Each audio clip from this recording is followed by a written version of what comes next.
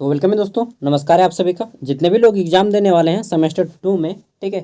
और ये पेपर आपका स्पेशली मैं बोलूँगा डिजिटल एजुकेशन है। और कोरहान यूनिवर्सिटी वाले ध्यान दीजिएगा। साथ ही अगर आप दूसरे भी यूनिवर्सिटी में हैं, लेकिन अगर आपका subject communication skill and personality development है तो आपको भी काम देगा, चाहे आप भारत की किसी भी यूनिवर्सिटी में हो, ठीक है। चाहे आप किसी भी यूनिवर्सिटी में हो। तो चलिए, कोल्हान यूनिवर्सिटी का फिलहाल एग्जाम है, जो कि एक झारखंड का यूनिवर्सिटी है, ठीक है। देख लेते हैं इसमें किस टाइप के क्वेश्चन आते हैं। यह दोस्तों एक पूछा गया क्वेश्चन पेपर है, तो इसे थोड़ा सा ध्यान में रखिएगा। पहले देखिए, यहाँ पे 1 मार्क्स वाले क्वेश्चन है, ठीक है। और 13 को दिया गया, जिसमें से प्रत्येक का आपको इसके बारे में परिभाषा लिखना है, ठीक है। चलिए देखते हैं कौन कौन से वर्ड हैं। तो पहला वर्ड है हमारा सुनना, यानी कि लिसनिंग। दूसरा है हमारा फुट नोट, ठीक है। फुट नोट क्या होता है, इसके बारे में लिखना है। तीसरा है ICT के बारे में लिखना है, ठीक है। आगे देख लेते हैं। तो नेक्स्ट है हमारा चौथा, यहाँ पे ई चौपाल क्या होता है, ठीक है।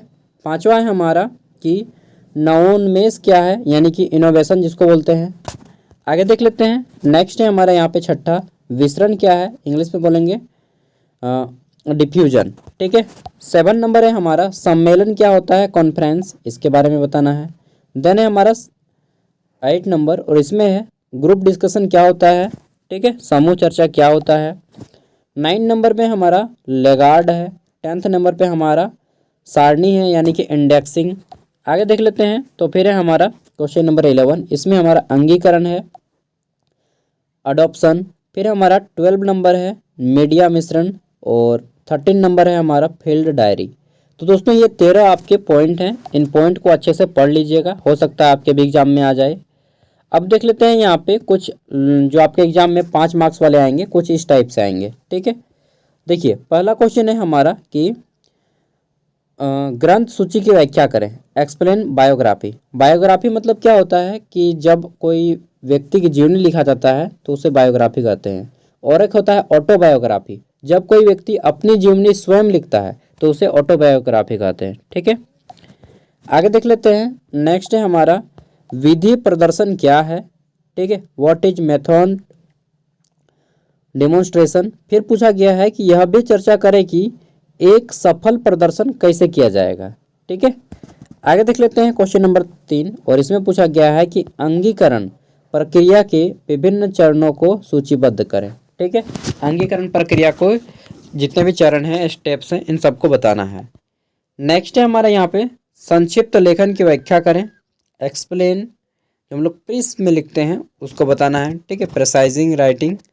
नेक्स्ट है हमारा यहाँ पे क्वेश्चन नंबर 5, और इसमें पूछा गया है कि ग्रहिता और प्रसार के बीच अंतर लिखें। इंग्लिश में है कि difference between adoption and diffusion. Next है क्वेश्चन नंबर 6, और इसमें पूछा गया है कि विभिन्न अशाब्दिक संचारों को सूचीबद्ध करें, ठीक है। नेक्स्ट क्वेश्चन नंबर 7, और इसमें पूछा गया है कि प्रस्तुति की तैयारी के लिए दिशा निर्देशों का वर्णन करें। आगे देख लेते हैं। तो हमारा क्वेश्चन नंबर 8 है, इसमें पूछा गया है कि सार संक्षेप प्रक्रिया की व्याख्या करें, ठीक है। अब बोलिएगा इतना सारा, हाँ, इन सभी क्वेश्चन को आपको घर में प्रैक्टिस करके जाना है, तब ना युद्ध में जाने से पहले पूरी तरह से आप तैयार हो पाएंगे, ठीक है। आगे देख लेते हैं। तो यहाँ पे और भी कुछ छोटे छोटे क्वेश्चन हैं, जैसे कि है कि अंगीकर्ताओं की विभिन्न श्रेणियों के बारे में विस्तार से बताइए। और ऐसे क्वेश्चन आपके यहाँ पे 15 मार्क्स वाले आएंगे एग्जाम में, ठीक है। 15 मार्क्स वाले एग्जाम में आएंगे या 20 मार्क्स वाले, इसका आंसर करना है आपको 2 खड़ा पन्ना में, ठीक है। आगे देख लेते हैं। नेक्स्ट क्वेश्चन है हमारा विभिन्न ICT उपकरणों को सूचीबद्ध करें, इन उपकरणों को कैसे संभालना है इसके बारे में विस्तार से बताइए, ठीक है। नेक्स्ट देख लेते हैं। तो यहाँ पे ये भी आपके लॉन्ग आंसर टाइप में ही क्वेश्चन के में काउंटिंग होंगे। इसमें है कि सुनने की दक्षता किस प्रकार विकसित की जा सकती है, विस्तार से वर्णन कीजिए। इंग्लिश में है कि how to develop effective listening skill, describe in detail. Next हम लोग देख लेते हैं। तो हमारा क्वेश्चन है यहाँ पे कि उपयुक्त उदाहरण के साथ विभिन्न विस्तार शिक्षण विधियों का वर्णन करना है आपको, ठीक है, कि कौन कौन से शिक्षण के विधियाँ हैं उसके बारे में विस्तार से वर्णन करना है। तीसरा क्वेश्चन है कि सार्वजनिक रूप से बोलते समय किन किन बातों का ध्यान रखना चाहिए, ठीक है। मतलब आप कहीं पे पब्लिक प्लेस में बोल रहे हैं तो किन किन बातों का आपको ध्यान रखना होगा, ये सारी चीज़ें बतानी हैं। ठीक, what point should be considered while public speaking in detail, जैसे आप कहीं पे स्पीच दे रहे हैं, ठीक है, तो वहाँ पे आप जाके गाली वाली नहीं दीजिएगा भोंसड़ी वाला ऐसा नहीं ना बोलिएगा, नहीं तो फिर उठा के पटक देगा वहीं पे तो मतलब मैं एक रफ एग्जाम्पल दे दिया यार, ऐसा एग्जाम्पल नहीं देना चाहिए, ठीक है। तो आपको औपचारिकता का पालन करना होगा, ठीक है। तो इन सभी चीज़ों को आपको लिखना है अच्छे से। देखिए, कोल्हान यूनिवर्सिटी का एग्ज़ाम है और अगले साल जो क्वेश्चन आया था सेमेस्टर 2 का तो हुआ नहीं है। देखिए, यह पेपर आपका हिंदी इंग्लिश दोनों में आ सकता है, हिंदी एंड इंग्लिश पेपर तो सब्जेक्टिव आएगा, ये बात तो पक्का है। हिंदी इंग्लिश दोनों में आना चाहिए, ठीक है, क्योंकि यह एक भाषा का पेपर नहीं है। और भारत में या झारखंड में भाषा के पेपर को छोड़कर अन्य सभी पेपर सरकारी यूनिवर्सिटियों में 2 भाषा में आता है, एक उस राज्य का भाषा जो कि हमारा है हिंदी और दूसरा इंग्लिश, ठीक है। तो अकॉर्डिंग टू नियम रूल रेगुलेशन कि पेपर हिंदी इंग्लिश दोनों भाषा में आना चाहिए, लेकिन गद्दारी कर दिया अगर यूनिवर्सिटी और पेपर केवल इंग्लिश में आ गया, तब आप लोग क्या कीजिएगा उस टाइम पे। ध्यान रखिए दोस्तों, मैं कुछ बोल रहा हूँ उसको ध्यान में रखना है, ठीक है।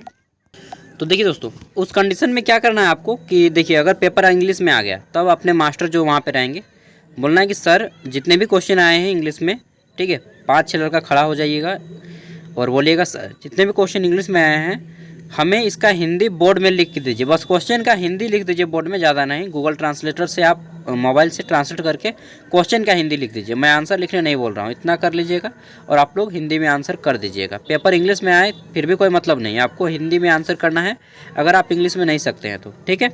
ये रूल अपनाइए और लिख दीजिए आंसर, ठीक है। नहीं तो फिर जिनको इंग्लिश पढ़ने नहीं आता है समझिए कि वो कैसे लिखेगा भाई, उसके लिए तो मुश्किल हो जाएगा ना फिर, ठीक है। तो आप लोग मास्टर को बोलिएगा कि सर जितना भी क्वेश्चन इंग्लिश में आया है उसको हिंदी में ट्रांसलेट कर दीजिए और लिख दीजिए बोर्ड में, हम लोग आंसर कर लेंगे, ठीक है।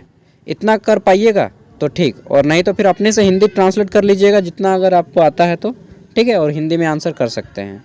और हाँ, एग्ज़ाम होने के बाद मुझे अपना क्वेश्चन पेपर इस नंबर पर सेंड कर दीजिएगा ताकि मैं भी बता सकूँ कि किस टाइप से क्वेश्चन आ रहा है, जो नेक्स्ट डे पे एग्ज़ाम देंगे उन बच्चों को हेल्प हो जाएगी, ठीक है।